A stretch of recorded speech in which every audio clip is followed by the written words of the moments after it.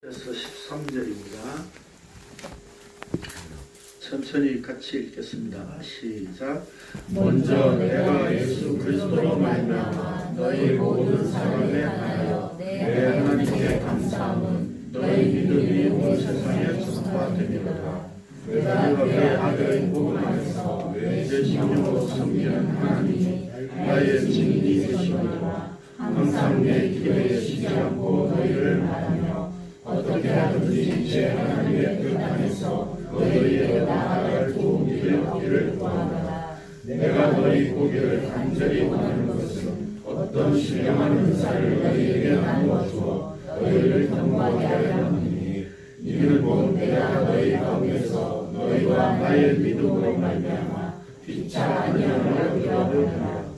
그러나 내가 여러 번 너희에게 하고자 한 것을 너희가 모르기를 원하지 아니하노니 이는 너희 중에서도 다른 자만 중에서와 같이 열매를 맺게 하려 함이로라. 지금까지 길이 막혔다.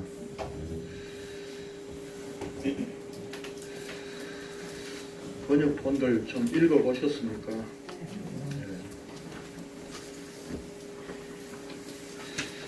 감사합니다. 읽어오셔서.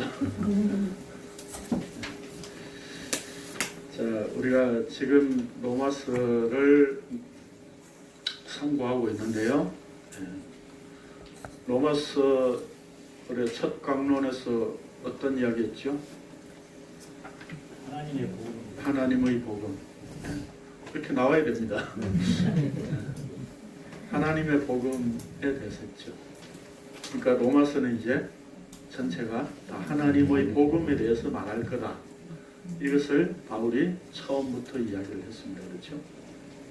그 일을 위해서 바울은 종으로 또 사도로 구분되어졌다는 거죠. 그렇죠? 네. 그런데 그가 그렇게 구분된 것은 단순히 자기 자신만을 하나님께서 그렇게 하신 것이 아니라 우리도 로마에 있는 교회 성도들도 동일하게 하나님에 의해서 구분되어졌고 분별되어졌고 또 함께 종으로 은혜를 입은 존재이며 또 사도로 부르신 것은 보내시기 위해서라고 하죠. 그 보냄을 받은 자. 그러니까 하나님께서 부르신 이유는 또 보내시기 위해서였다 라고 하는 것이었죠. 그래서 결국 로마 교회에 있는 그 성도들도 어떻게 되었다고요? 하나님의 동일하게 바울 사도와 같이 동일하게 사랑을 입었고 부름을 받았고 거룩하게 되었다라고 이야기를 했죠. 그래서 거룩하게 되었다라고 하는 말을 거룩하게 된 자를 우리 성경에서는 성도라고 이제 번역을 한 거죠. 그래서 복음이라고 하는 것은 그래서 단순히 하나님이 적극적으로 만들어내신 것이 아니라 하나님께서 오래전부터 약속하셨던 것이다 라고 하는 것. 그 오래전이라고 하는 것은 실질적으로 언제였습니까? 창세 전에 이미 약속되어진 것이죠. 그 약속의 핵심은 누굽니까? 예수 그리스도시죠. 그래서 그 예수 그리스도는 바로 복음의 핵심이고 약속의 아들이라는 거죠. 그래서 우리가 사랑을 입었고 부름을 받았고 거룩하게 되었다는 것은 그 약속의 아들 안에서 이제 이루어진 일이다 라고 하는 거죠. 그렇죠? 그래서 그 약속의 아들 앞에 우리는 이제 이 땅에서 어떤 세상의 역사를 가지고 그 약속의 아들 앞에 뭔가 들이댈 수 있는 것은 아무것도 없다. 그런 측면을 우리가 생각을 했었습니다. 그렇죠? 네. 자, 그래서 복음이라고 하는 것은 뭡니까? 복음은 한마디로 예수 그리스도신데 그 예수 그리스도 안에 우리가 사랑을 입었고 부름을 받았고 거룩하게 된 자로서 포함되는 것까지가 복음이라는 거죠. 그렇죠. 그게 복음이라는 거죠. 이 복음은 2000여 년 전에 예수님께서 그냥 나를 위해서 죽었대. 그 옛날 이야기가 아니라는 겁니다. 그분이 2000여 년 전에 죽었다는 것은 어떻게 보면 역사적 사건으로서 나와 아무 상관이 없습니다. 그렇죠? 근데 나와 관계가 된 것은 무엇 때문에 관계가 된 거예요? 그 하나님의 사랑이 우리에게 입혀졌고 우리를 부르셨고 거룩하게 만드셨기 때문에 우리가 그 복음 안에 이제 참여가 된 거죠. 그렇죠? 그 복음이 되어졌고 이제 진리가 되어진 상태라고 하는 거죠. 그래서 하나님의 복음이라고 하는 것은 결국 뭡니까? 내가 그 안에 참여된 것까지가 복음이라는 겁니다. 네. 그러니까 과거에 2000년 전에 예수님이 죽었대. 그리고 부활했대. 그걸로 끝나면 우리는 그 복음은 아무 나와 상관이 없는 겁니다. 그렇죠? 네. 그 나와 상관이 없는 복음이 아니잖아요. 그렇죠? 네. 결국 내가 살아서 뭔가 존재해서 그 복음을 소유한다 그런 의미가 아니라 우리가 그 복음에 의해서 부름을 받아서 그 안에 함몰되어진 상태 거기까지가 복음이라는 겁니다. 그래서 바울은 그 이야기를 1절에서 7절까지 한 문장으로 길게 이야기를 거침없이 해왔던 겁니다.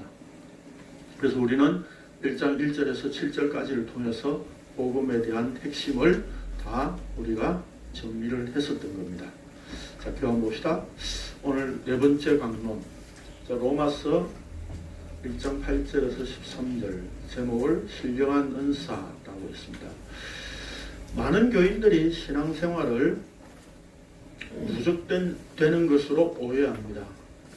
오랫동안 말씀을 배우고 그 위에 계속해서 다져서 높다란 첨탑을 쌓는 것으로 여깁니다. 그래서 우리는 성경 공부도 바벨탑으로 생각을 하죠. 어제가 있기 때문에 오늘의 신앙이 있다고 생각합니다. 그러나 그것은 십자가를 오해한 것입니다. 예수님께서 십자가를 지신 것은 한 번 지신 것으로 하나님의 의를 온전히 이룬 것이며 하나님께 만족된 것입니다. 그러나 그 십자가에 우리는 날마다 자기를 부인하고 죽어야 합니다. 그 죽음 없으면 그 복음과는 아무 상관이 없는 겁니다. 그래서 고린도전서 10장 12절에서 그런즉 선율로 생각하는 자는 넘어질까 조심하라 라고 했습니다. 그럼에도 불구하고 계속적으로 예수 그리스도라는 복음을 듣는 것을 식상해야 하는 마음이 생긴다는 것은 끊임없이 새로운 것을 찾는 죄의 본성 때문임을 알아야 한다는 것입니다. 그래서 우리는 이 복음도 지식으로 내 안에 이렇게 쌓아두는 것을 복음이라고 생각해요. 그러다 보니까 이 복음을 가지고 우리는 자꾸 다른 사람들을 공격하는 거죠. 그렇죠? 무기로 삼는 거죠. 근데 최근에 이제 뭐 대구 서문화 카페나 이런 데 요즘 자주 안 들어가는데 최근에 이제 어떻게 들어가다 보니까 거기서 하는 뭐 몇 가지 이렇게 논란이 있더라고요. 그래서 마치 어떤 사람이 복음이라고 하는 것을 성경과 상관없이 그 진짜 예수를 직면해야 된다. 어떤 그런 측면으로 이야기를 하고 있던데요. 뭐 고멜과 호세아라고 하는 사람, 뭐 지용원 씨라고 하는 분. 근데 실질적으로 그런 내용들은 오래전부터 또 있어 왔습니다. 우리가 성경을 버리고 진짜 예수와 직면을 해야 된다라고 한다면 그 예수가 어떤 기준에 의해서 어떤 예수인지 어떻게 알 수 있느냐 이 말이에요. 자기를 위한 예수일 수밖에 없습니다. 인간은 끊임없이 예수를 만난다라고 할 때 그 예수는 그 예수와 직면해야 된다라고 하는 예수는 끊임없이 자기를 위한 예수일 수밖에 없습니다. 우리는 성경을 본다고 하면서도 나를 위한 예수를 끊임없이 찾아내고 만들어낸다니까요, 내 속에서. 그렇기 때문에 우리가 성경을 펼쳐놓고 그 성경 속에서 하나님께서 진리의 말씀으로 오신 그분을 활자화해서 우리에게 이런 기준의 분이 하나님이야, 이런 분이 십자가의 하나님이야 라고 우리에게 알려주고 있는 거예요. 그것을 우리는 성경을 펴놓고 날마다 확인하는 거예요. 근데 우리는 그것보다도 성경에 갇힌 바울의 복음을 전한다, 자꾸 그렇게 이야기를 하면 바울이 전한 복음은 가짜였습니까? 그러면 오늘 바울의 복음을 전하지 말고 자기가 예수를 직면한 그 예수를 복음을 전해야 된다 이렇게 이야기하는데, 내가 직면한 예수, 나한테 나오는 예수가 성경에 맞는가라고 확인되어지지 않은 예수는 가짜입니다. 그래서 성령께서 날마다 우리에게 찾아오셔서 뭘 들이대시는 거예요? 십자가를 들이대시는 겁니다. 그 십자가를 확인하도록.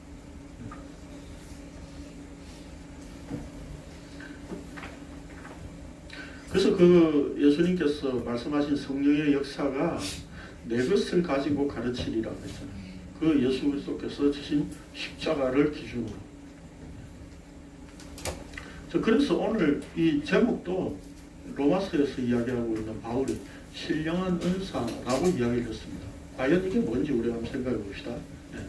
8절에 보면 바울 사도가 먼저 내가 예수 그리스도로 말미암아 너희 모든 사람에 관하여 내 하나님께 감사함은 너희 믿음이 온 세상에 전파됨이로다 라고 하였습니다.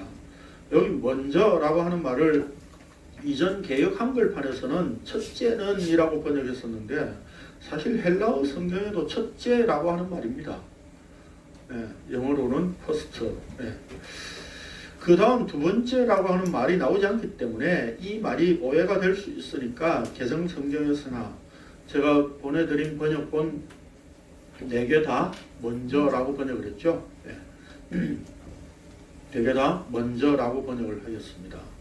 그러니까 이 말은 단순히 첫째라고 하는 의미가 아니라 먼저라고 하는, 먼저 이 말을 쓴다.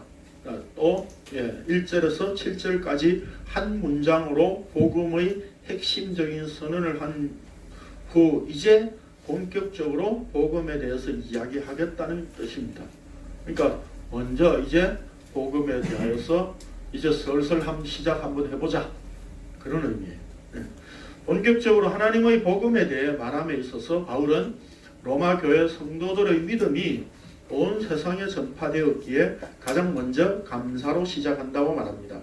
여기서 바울은 내 하나님이라고 쓰고 있는 것은 하나님의 복음에 소유된 자로서 나의 하나님이라고 하였습니다.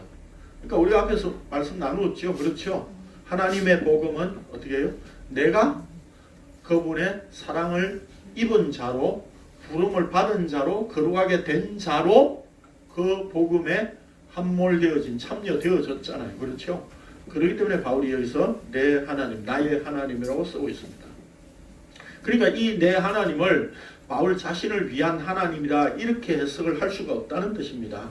그래서 복음에 소유된 자로서 나의 하나님이라고 하고 있습니다.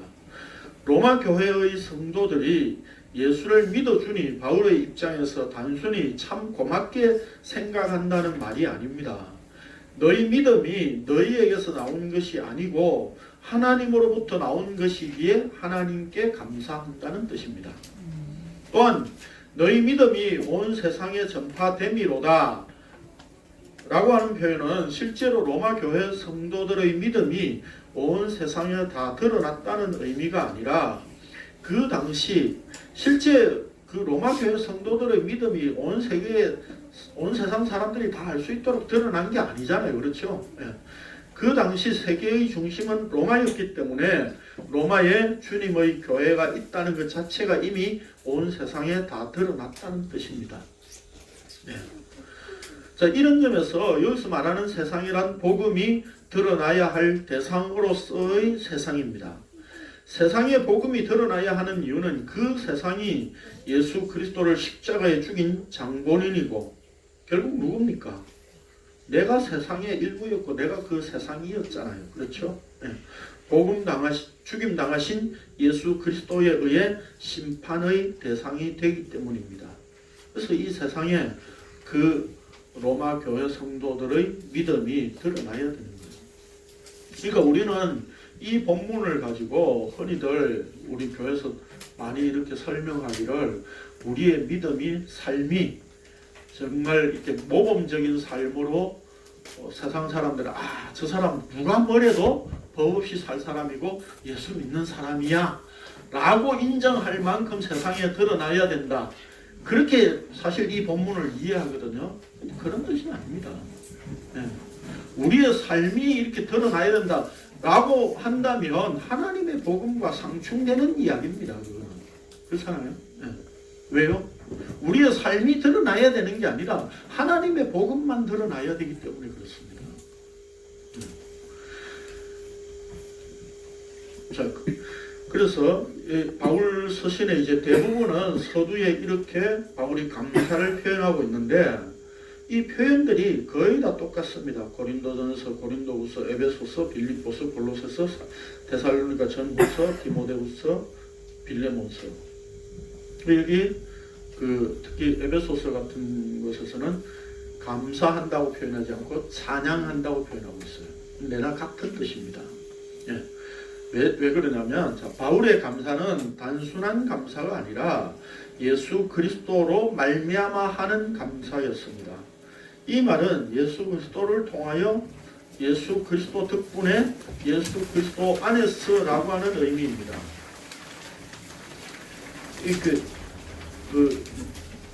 이런 때에 우리가 예수 그리스도 때문에 이렇게 쓰면 안 되죠, 천지사님. 예수 그리스도 때문에라고 하는 말은 이렇게 부정적인 용어로 쓰이는 말이라고 하더라고요. 근데 요즘 그거 바뀌었습니까? 안 바뀌었습니까? 괜찮습니까? 우리말이 되게 어려운 것 같아요. 그래서 제가 하면서도 예수 그리스도 때문에 했다가 지웠다가 덕분에라고 하면서 좋은 뜻에서 쓰는 말이고 때문에라고 너 때문에라고 하는 이게 부정적인 의미로 쓴다 하더라고요, 본래.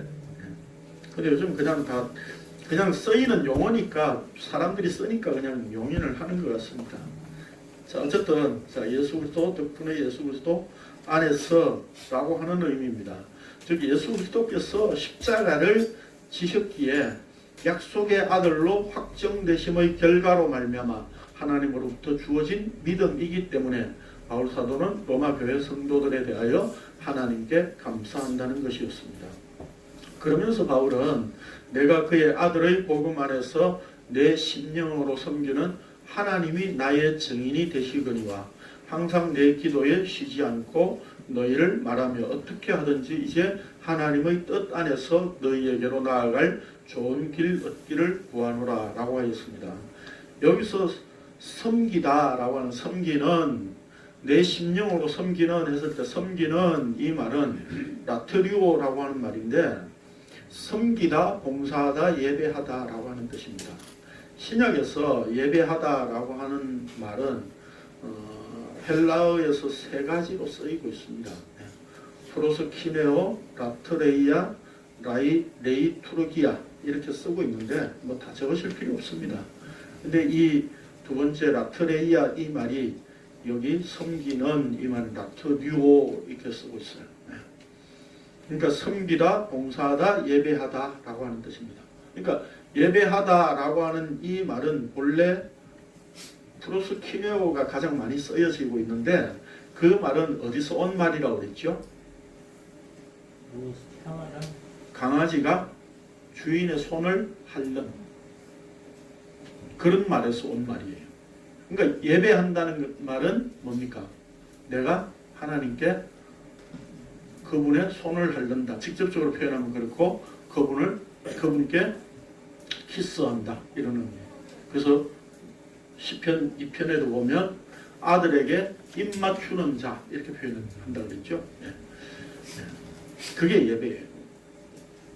즉 이 말은 그래서 섬기다라고 하는 이 말은 종교적으로 쓰이는 제사 용어입니다.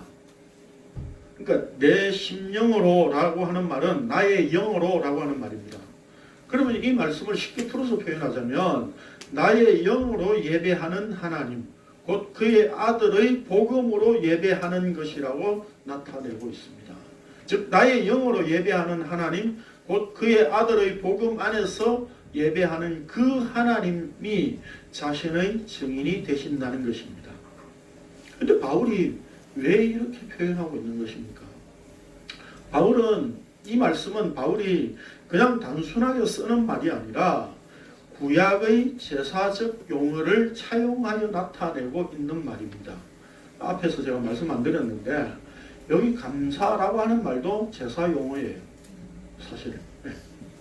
자, 굉장히 중요한 내용입니다. 자, 시편 50편 23절에 보면 감사로 제사를 드리는 자가 나를 영화롭게 하나니 그의 행위를 옳게 하는 자에게 내가 하나님의 구원을 보이리라 라는 말씀이 나오는데 여기서 감사의 제사란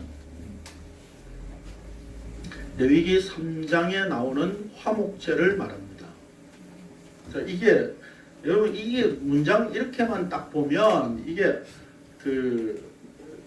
무슨 얘기인가 이렇게 이해하기 어려우시죠? 네. 그런데 레위기 그럼 잠깐 봅시다. 레위기 3장에 보면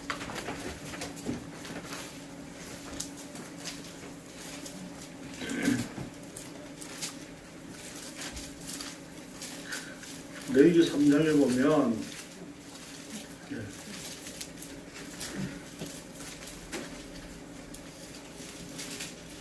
3장에 보면 화목제에 대해서 나오죠. 네. 화목제.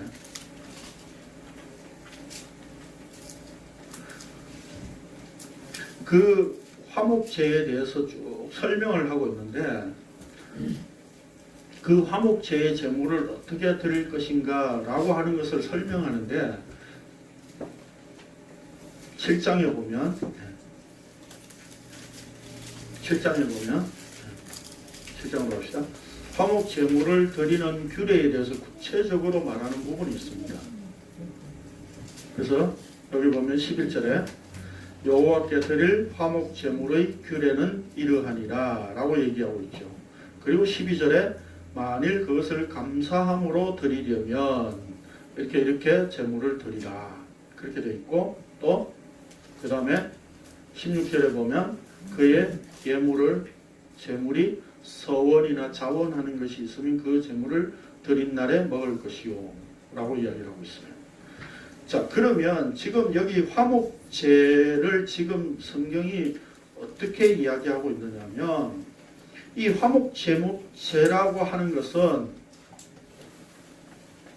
히브리어로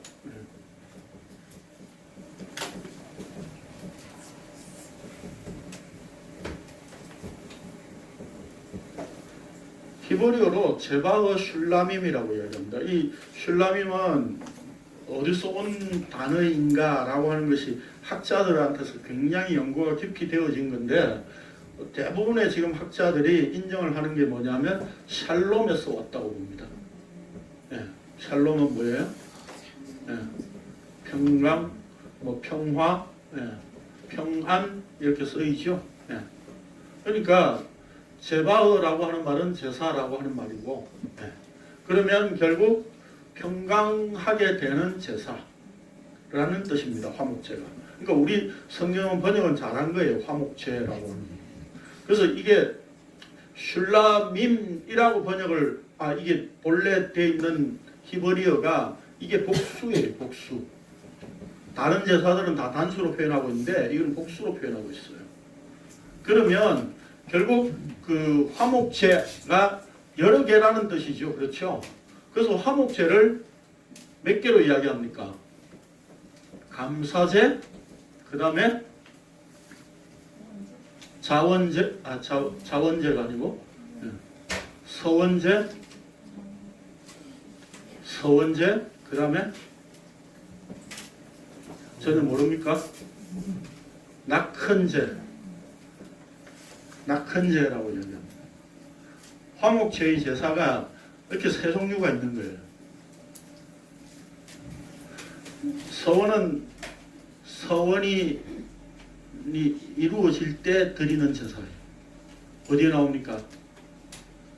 우리 지금 공부하고 있는 수요일날 MBS에서 공부하고 있는 한나가 그 사무엘을 성막에 바칠 때에 서원제를 드리죠. 그래서 서원이 이루어졌을 때 이루어지기를 원하는 마음으로, 그러니까 이 화목제는요 자원에서 얼마든지 이렇게 자기가 드릴 수 있는 제사예요. 번제는 늘 죄를 사하는 문제로 날마다 드려야 되지만 이 화목제는 자기가 드리고 싶을 때 드리는 거예요. 언제든지. 그런데 여기에 이 제사가 감사제와 서원제와 낙헌제가 있는 거예요. 낙헌이 뭐예요? 이 절길낙자예요. 헌자는 드린다는 뜻이. 헌금할 때 그 헌자예요. 그러니까 이게 뭐예요? 즐거운 마음으로 드리는 제사. 그러니까 이걸 요즘 다른 데서는 또 자원제라고 이렇게 이야기를 하기도 합니다. 근데 개성성경에는 아직까지 낙헌제라고 많이 나옵니다. 이게 화목제사예요. 그러니까 화목제사에 뭐가 들어있어요? 감사제사가 들어있는 거예요. 그러니까 그 지금 시편 기록자가 50편 23절에 보면 감사로 제사를 드리는 자라고 하는 이 감사의 제사, 이게 제바의 토다인데 이게 그 화목제라는 겁니다. 화목제. 화목제 안에 감사제가 있는 거예요. 그러니까 감사의 제사를 드린다는 말은 화목제사를 드린다 이 말이에요. 그런데 지금 바울이, 제가 지금 무슨 말을 하려고 하느냐면, 바울이 지금 복음의 핵심을 로마서 1장 1절에서 7절까지 복음의 핵심을 압축요약해서 쭉 이렇게 설명했잖아요. 그렇죠? 복음의 핵심에 대해서. 이게 하나님의 복음이야 라고 이야기를 했다는 거예요. 그런데 지금 자기가 로마 교회 성도들로 인하여 하나님 앞에 감사한다. 이 말은 뭐예요? 지금 그러면서 그 뒤에 가서 내가 그 하나님께 나의 영어로 예배한다, 섬긴다 이렇게 표현했단 말입니다. 그러면 지금 바울이 이야기하고 있는 개념은 어떤 개념입니까? 구약의 제사 개념으로 지금 이걸 표현하고 있는 거예요. 그러니까 바울은 지금 하나님 앞에 감사의 제사를 드리는 거예요. 감사의 예배를 하고 있는 거예요. 그런데 그 감사의 제물은 누구냐면 로마 교회 성도들이다 이 말입니다. 그래서 여기에 그 우리 성경에 지금 보면 9절에 내가 항상 내 기도에 쉬지 않고 너희를 말하며 이렇게 돼 있죠. 제가 교환에는 안 해놨는데 이 말을 직역하면 내 기도에 항상 너희를 얻는다 이렇게 돼 있어요. 그게 제사 용어예요. 자, 제가 지금 무슨 이야기를 하려고 하느냐면 결론부터 말씀드리면 바울은 지금 로마에 가고 싶어 하는 표현을 오늘 본문에서 하고 있습니다. 그럼 왜 가려고 하느냐? 왜 가려고 하느냐라고 하는 것을 지금 여기서 서두에서 지금 서론적으로 암시해 주고 있는 거예요. 어떻게 해요? 하나님 앞에 감사의 제사를 드리고 싶다는 거죠. 감사의 예배를 드리고 싶은데 그 감사의 제사에 지금 제물을 누구로 하느냐 하면 로마 교회 성도들을 제물로 하나님 앞에 드리고 싶다 이런 얘기예요. 무슨 뜻인지 이해되십니까? 그러면 결국 지금 바울이 이야기하고자 하는 내용은 지금 로마 교회 성도와 자신과 그 하나님 안에서 뭐가 이루어졌다는 뜻입니까? 화목이 이루어졌다. 이 얘기를 하고 싶은 거예요, 지금. 내가 너희들을 제물로 가지고 하나님 앞에 감사제로 드리러 나간다. 왜냐하면 하나님께서 우리에게 이미 화목을 이루셨기 때문이야. 그걸 지금 앞에서 하나님의 복음으로 1절에서 7절부터까지 내용에서 확실하게 지금 초두에 이미 선언했기 때문에 지금 로마 교회 성도들은 여기 안에 지금 포함된 자들로 지금 같이 하나님 앞에 나아간다 라고 하는 의미로 이야기를 합니다. 그러니까 바울이 로마에 가고 싶어하는 이유가 뭐다? 이런 제사를 내가 드리러 가고 싶다라고 하는 그 말로 지금 빗대서 표현하고 있는 거다 이 말입니다. 이해되십니까? 로마에 내가 가기를 원하는 것은 바로 이런 너희들을 같이 이 복음에 참여되어서 같이 화목제를 드리고 싶다 이런 뜻이에요. 이해되십니까? 무슨 말인지? 이해가 안 되시는 것 같은데 모르겠습니다. 어디를 찾아봐도 이런 내용으로 이렇게 본문을 풀어간 내용은 없더라고요. 그래서 여러분들이 이해가 안 되시는 걸 모르겠는데, 자, 어쨌든 이 지금 바울은 제사 용어를 가지고 지금 이렇게 설명을 하고 있어요. 그러면 지금 화목제라고 하는 화목 제사의 가장 큰 특징이 뭘까요? 네? 제사 중에서 다른 제사와 가장 특이하게 차이 나는 거? 네? 네. 화목 제사는 제물을 드린 헌제자가 그 제물을 먹을 수 있는 제사예요. 유일하게. 레위기에 나오는 5대 제사 가운데서 유일하게 제물을 헌제자가, 제물을 드린 자가 먹을 수 있는 제사예요. 그럼 그 뜻은 의미는 뭐예요? 하나님을 만나면 인간은 하나님이 죽든지 내가 죽든지 둘 중에 하나는 죽을 수밖에 없어요. 왜요? 빛과 어둠이고 생명과 죽음이기 때문에.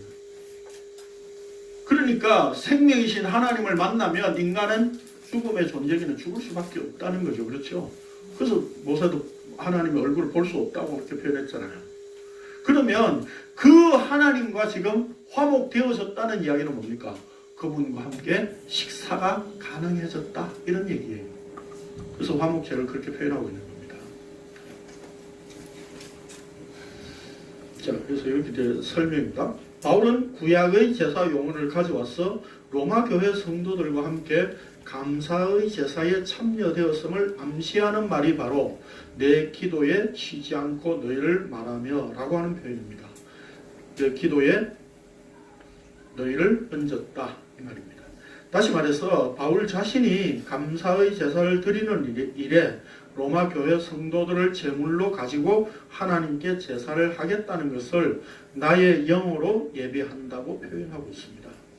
그런데 중요한 것은 그것이 아들의 복음 안에서 이루어졌다는 것입니다. 그러니까 과거의 화목 제물은 어때요? 동물을 잡아서 제사를 지내는 것이었지만 지금 바울이 지금 화목제 감사제를 드리게 된 것은 누구를 통해서? 예수 그리스도를 통해서 이렇게 표현하고 있는 거예요. 그래서 아들의 복음 안에서 이루어졌다는 것입니다. 결국 바울이 나의 영으로 하는 예배는 하나님의 아들의 복음 안에서 예배하는 것인데 그것은 곧 자신이 로마에 가고자 하는 것이라는 의미입니다. 그러니까 바울이 왜 로마에 가고 싶어요? 이 제사를 통해서 이 제사로 지금 아들의 복음 안에 함께 있음을 확인하고 싶었던 거예요. 바울은. 너희들도 이 제사에 참여됐잖아. 이걸 나타내 줌으로 말미암아서 그 이야기를 하고 있는 거예요. 이 바울의 그 마음이 느껴지세요 지금? 이해되십니까? 그 제사가 이제 동물을 잡아서 하지 않아도 되잖아. 예? 이제 예수 그리스도 안에서 이 화목제가 너희들과 함께 가능해졌어. 이 얘기를 하고 있는 거예요. 제가 느낀 감격과 감동이 여러분들에게 너무 지금 바울이 지금 지금 로마 교회 성도들이라고 하는 제물을 가지고 지금 하나님 앞에 이 화목제에 지금 참여하는 그 내용을 지금 이야기를 하고 있는 거예요. 그게 감사하는 거예요. 그 감사의 제사는 이 화목제의 일부입니다. 자, 로마 교회 성도들의 믿음으로 인해 하나님께 감사하며 끊임없이 하나님께 간구하는 이유는 하나님의 뜻 안에서 로마에 가고자 하는 마음 때문이었습니다. 그것을 13절에서 이렇게 말합니다. 형제들아, 내가 여러 번 너희에게 가고자 하는 것을 너희가 모르기를 원하지 아니하노니 이는 너희 중에서도 다른 이방인 중에서와 같이 열매를 맺게 하려 함이로되 지금까지 길이 막혔도다.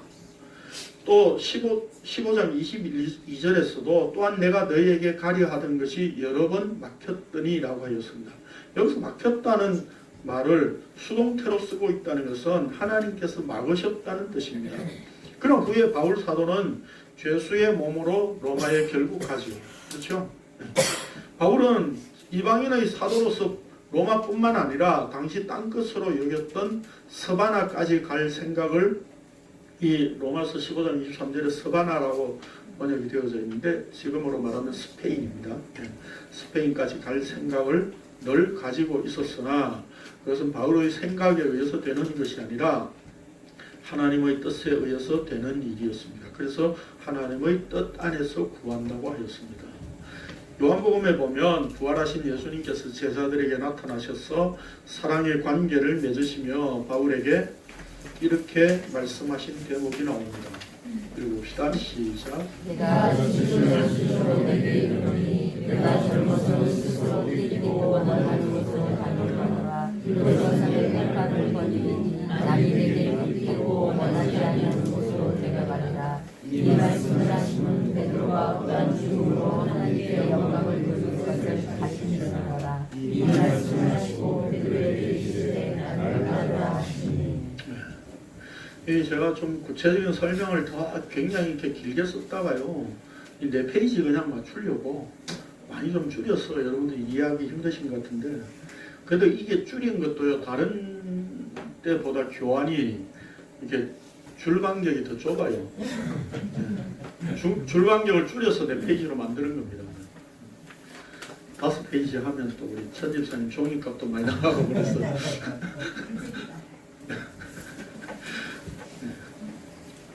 무슨 뜻인지 내용은 이해하시겠죠? 제가 설명드렸으니까. 네.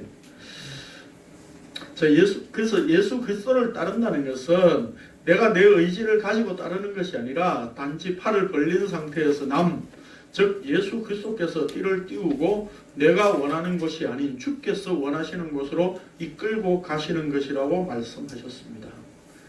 이게 주를 따르는 거예요. 그러니까 베드로에게 나를 따르라. 나를 따르라 이 말의 말씀의 의미는 결국 뭡니까? 니 이제 네 맘대로 살 수 없는 존재야.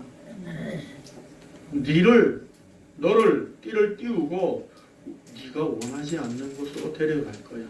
누가 원하는 곳으로? 이제 그 복음으로 소유하고 계신 주께서.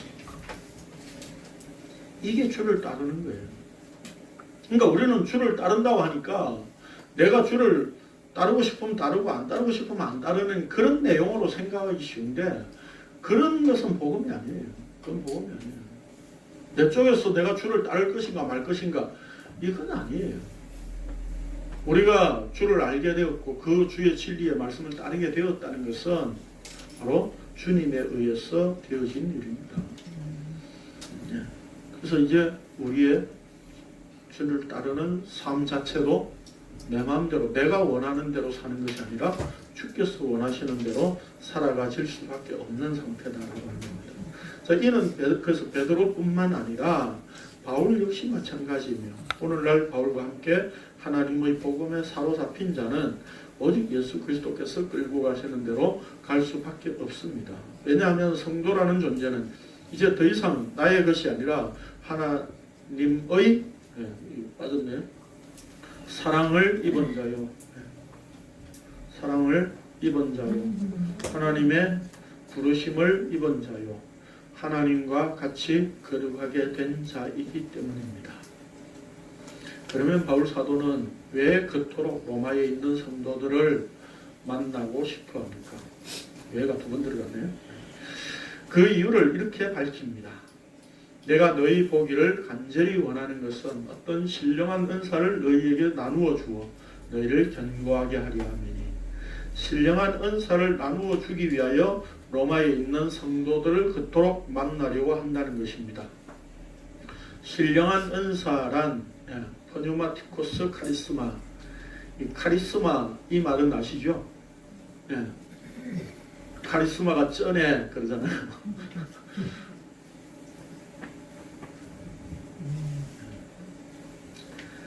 이 신령한 은사란 무엇이며 신령한 은사를 나누어 준다는 것이 무슨 뜻입니까? 신령한 은사라고 하니까 우리는 병 고치는 은사나 예언, 방언 등과 같은 신기한 이적을 나타내는 은사 쪽으로 생각하기 쉬운데 본문에서 말씀하는 신령한 은사란 그런 것이 아닙니다.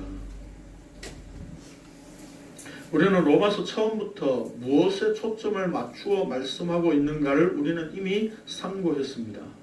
그것은 한마디로 하나님의 복음입니다. 로마서는 처음부터 끝까지 하나님의 복음을 말씀합니다. 그렇다면 우리가 여기서 신령한 은사를 우리 마음대로 이해해서는 안 되고 하나님의 복음이라고 하는 측면에서 생각해야 합니다. 바울의 관점은 복음을 믿고 믿음을 가지게 된 로마 교회 성도들에게 있는 것이 아니라 복음을 허락하시고 그것을 믿게 하신 주체자 하나님께 있습니다. 그래서 하나님의 뜻 안에서 너희에게로 나아갈 좋은 길 얻기를 구하노라 라고 했던 것입니다. 오늘 본문에서 좀 더 나아가 15절에 보면 이렇게 기록하고 있습니다. 그러므로 나는 할 수 있는 대로 로마에 있는 너희에게도 복음 전하기를 원하노라. 그러니까 여러분 이 본문을 가지고 바울이 로마 교회에 좀 신령한 은사를 나누어 주어서 이렇게 신기한 이적들도 나타나고 그들의 부족한 은사도 좀 채워주고 그래서 이렇게 은사가 좀 왕성하게 일어나도록 하기 위한 그런 내용으로 설교하는 분들이 굉장히 많습니다. 아니 대부분입니다. 근데 여러분이 이 본문에 조금만 더 내려가 가지고 15절에 보면 그렇게 말씀하고 있잖아요. 그러므로 나는 할 수 있는 대로 로마에 있는 너희에게도 복음 전하기를 원하노라. 그럼 신령한 은사는 뭡니까? 복음이라는 겁니다. 그냥 무슨 병 고치는 은사 이걸 나눠주겠다는 게 아니라 무슨 바울이 병 고치는 은사 말씀 방언하는 은사 이런 거를 바구니에 잔뜩 가지고 가가지고 하나씩 이렇게 나눠주는 겁니까? 그런 거 아니라는 겁니다. 지금 바울이 이야기하는 것은 지금 하나님의 복음을 처음부터 이야기했고 너희에게 신령한 은사를 나누어 준다라고 하는 15절에도 내가 할 수만 있으면 너희에게 복음 전하고 싶다. 왜? 그들이 복음을 모릅니까? 복음을 알고 있어요. 그래도 복음을 전하겠다는 겁니다. 지금 바울은. 그 얘기를 하고 있는 거예요. 그러니까 이 신령한 은사는 복음이지 다른 어떤 우리가 신기한 이적을 나타내는 은사 그런 문제로 생각해서는 안 된다는 겁니다. 그래서 여기 카리스마라고 하는 말은 본래 어디서 온 말입니까? 카리스라고 하는 은혜에서 온 말입니다. 그 은혜는 선물에서 온 말이죠. 그렇죠? 선물.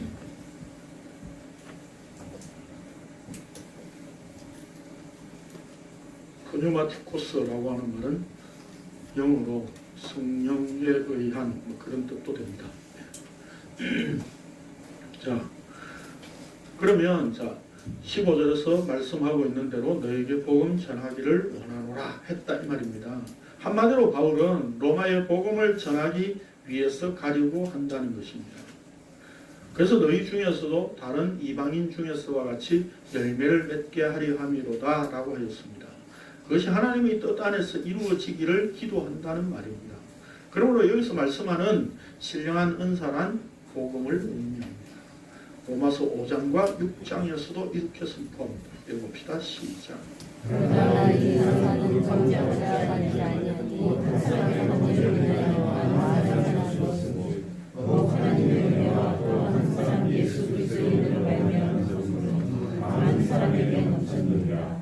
또 이 선물은 범죄한 한 사람으로 말미암아 받지 아니하니 심판한 한 사람으로 말미암아 정죄에 이르렀으나 은사는 하나님으로 말미암아 받지 이르렀다. 한 사람의 범죄로 말미암아 사망이 한 사람의 왕이 사하였으므로 은혜와 영광을 지혜 받은 자들은 한 분 예수 그리스도를 통하여 생명을 죄의 삭은 사망이요 하나님의 은사는 그리스도 예수 우리 주 안에 있는 영생이니라. 여기서 은사라고 하는 5장에서 은사라고 하는 말을 선물과 계속 교차해서 쓰고 있잖아요. 그렇죠? 네. 그러니까 선물로 주어지는 게 뭐예요? 믿음이고 그게 복음이잖아요. 그걸 그래서 로마서 6장 23절에서는 이 하나님의 은사가 곧 예수 그리스도 안에 있는 영생이라 이렇게 표현하고 있어요. 그러면 왜 복음을 신령한 은사로 표현했습니까?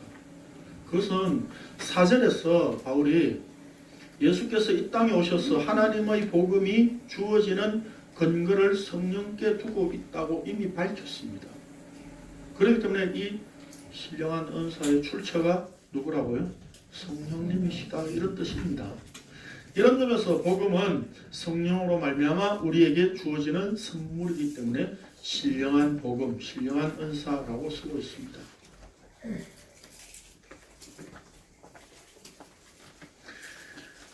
그리고 여기 나누어 주다라고 하는 말은 무슨 뭐 안수해가지고 뭐 신령한 은사를 받도록 한다는 그런 이야기가 아니라 메타디돔이라고 하는 말인데 넘겨주다라고 하는 말입니다.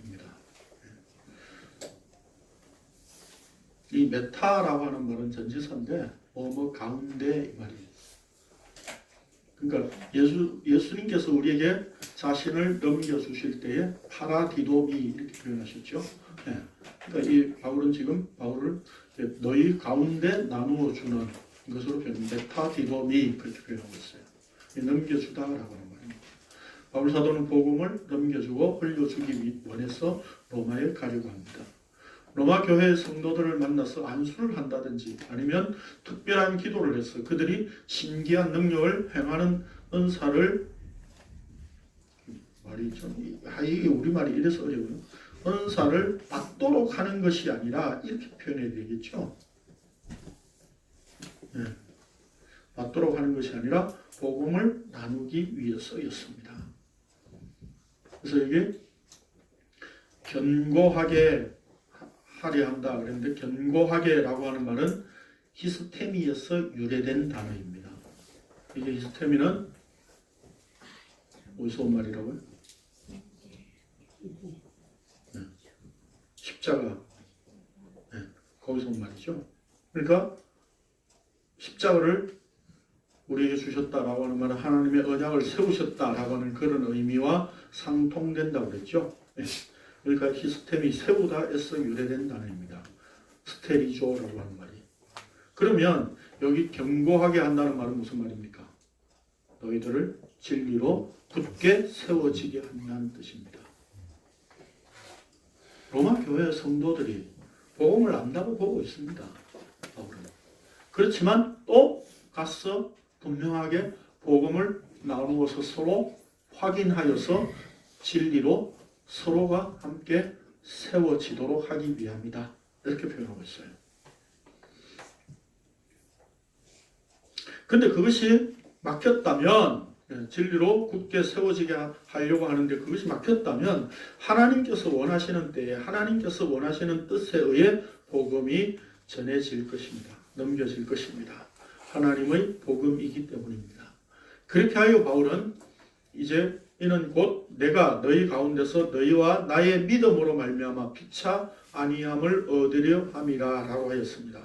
피차 아니함이란 헬라어로 딱 한 번 나오는 단어입니다. 성경에 심파라칼레오라고 하는 말인데 신약에 딱 한 번 나오는 단어입니다.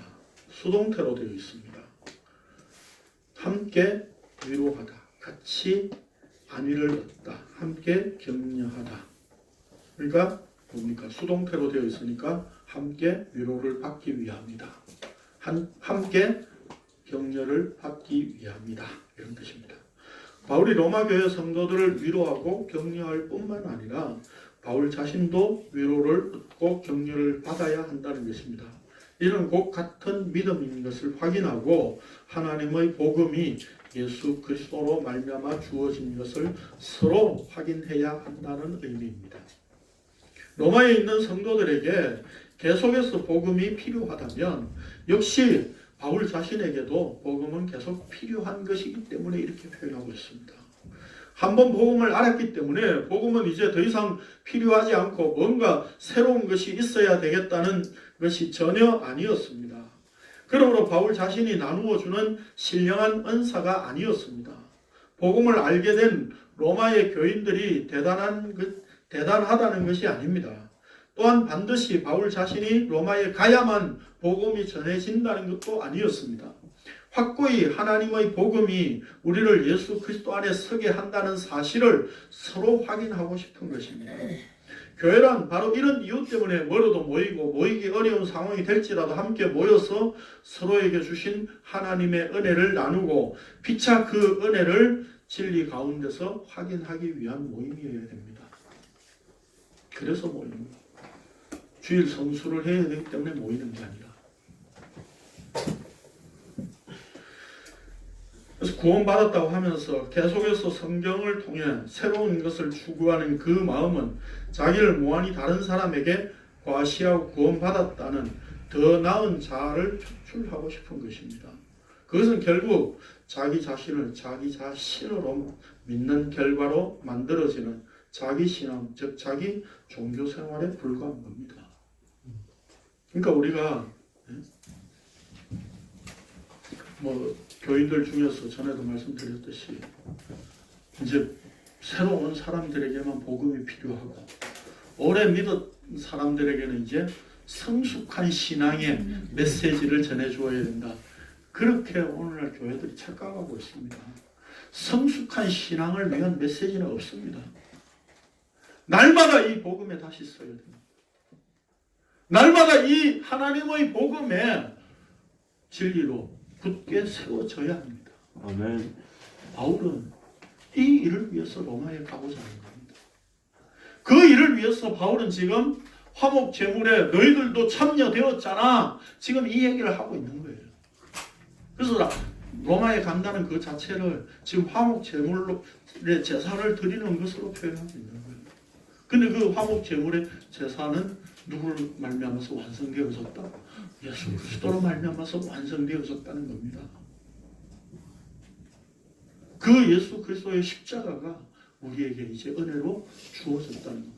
이제 우리는 이 십자가가 품어진 자로 살아가는 그게 바로 하나님의 사랑을 입은 자요, 부름을 받은 자요, 거룩하게 된 자라고 선언하고 있습니다. 예수 그리스도 그분은 십자가 한 번 지셨지만 우리는 예수 그리스도 그분께서 우리를 날마다 십자가에 끌고 들어가서 죽으시는 거예요. 그래서 우리는 날마다 자기를 부인하고 십자가에 죽는 죽음이 있어야 되는, 이게 바로 복음이에요. 아멘. 이거 없으면 내가 예수 그리스도를 안다, 복음을 안다, 내가 믿는 자가 되었다라고 말할 수 없습니다. 날마다 자기를 부인하고 십자가에 죽는 것이어야 합니다. 그렇기 때문에 여러분 10년을 믿었다, 20년을 믿었다, 이게 왜 있어야 되죠? 왜 필요하죠? 우리는 신앙을 앞에 서론에서 말씀드렸던 것처럼 날마다 이렇게 성경 공부를 해서 지식을 쌓아가는, 마치 신앙이 오늘 내일 이렇게 차곡차곡 누적되는 것처럼 생각하고 있어요. 아니, 누적되지 않습니다. 오늘 알았던 예수 버려야 됩니다. 그리고 내일 또 말씀을 통해서 우리에게 주어지는 그 십자가 예수 그리스도, 그분을 다시 또 확인하고 내가 자기를 부인하고 십자가에 죽는 그 죽음이 날마다 있어야 되는 겁니다. 아멘. 이거 없으면 복음과는 상관없는 존재입니다. 그래서 몇십 년을 믿었느니 30년, 40년을 믿었느니 해도 맨날 그 모양 그 꼴입니다. 왜? 죄인의 모습 그대로잖아요. 그래서 자기가 모태신앙이라고, 모태신앙은 신앙을 못해요. 그래서 모태신앙입니다. 뭘 잘났다고 모태신앙이라고. 자기는 태어날 때부터 뱃속에서부터 믿었대. 뱃속에서부터 믿는 게 가능합니까? 네?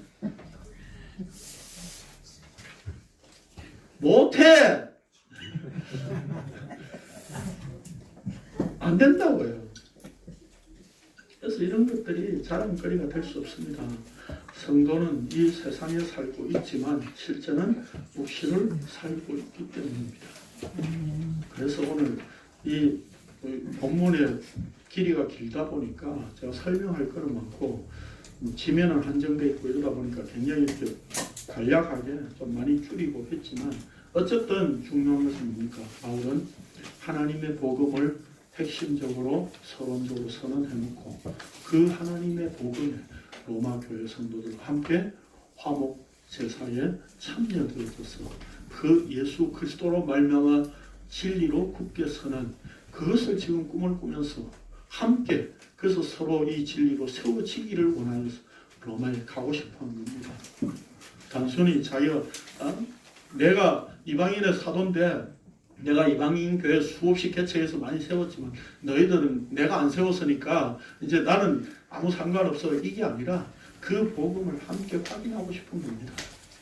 오늘 우리가 모이는 이유도 바로 이 복음을 날마다 확인하는 거예요. 이 십자가 예수 그리스도가 지겨우시면 안 나오셔도 됩니다. 이제 마음대로 가셔도 괜찮습니다. 그러나 나는 이 십자가의 복음, 예수 그리스도 그분과 더불어 죽는 이것이 주께서 나에게 날마다 요구하시는 것이고 내가 또 그것을 즐거움으로 참여될 수 있도록 하신 이 은혜, 나는 이거 아니면 살 수가 없어 라고 하는 심정이라면 날마다 모여서 이 복음을 신령한 은사로서 함께 나눌 수 있는 교회가 되기를 원합니다. 기도드리겠습니다. 걸어가신 주님 감사를 드립니다.